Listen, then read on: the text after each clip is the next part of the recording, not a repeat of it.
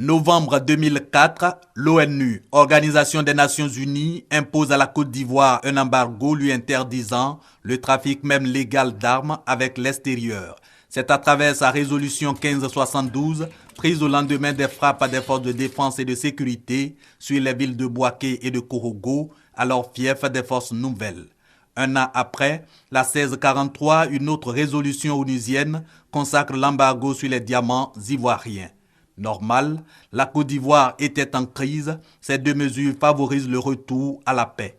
L'embargo sur les armes visant la protection de la population et la prévention de la reprise des hostilités. Celui sur le diamant, tirant sa légitimité de ce que l'exploitation et le commerce illicite de ce minerai permettraient entre autres le trafic et la prolifération des armes. Mais 9 ans plus tard, pourquoi laisser planer encore ces embargos ? La crise ivoirienne a définitivement pris fin il y a déjà 2 ans avec l'arrestation le 11 avril 2011 de l'ex-chef de l'État.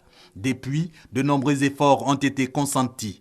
Unification de l'armée et du territoire, installation et fonctionnement régulier des institutions de la République, processus électoral dans un climat apaisé. On pourrait penser que ces exemples sont insuffisants si la levée de l'embargo pour certains commande au préalable que soient maîtrisées les armes en circulation sur le territoire. Là encore, des efforts sont déjà consentis. 5105 armes collectées dans le cadre d'opérations de dépôt volontaire, 4195 autres jugées obsolètes, détruites et 8175 armes des forces régulières marquées. Le tout dans un contexte de réforme du secteur de la sécurité dont les résultats à mi-parcours sont également salués par l'ONU.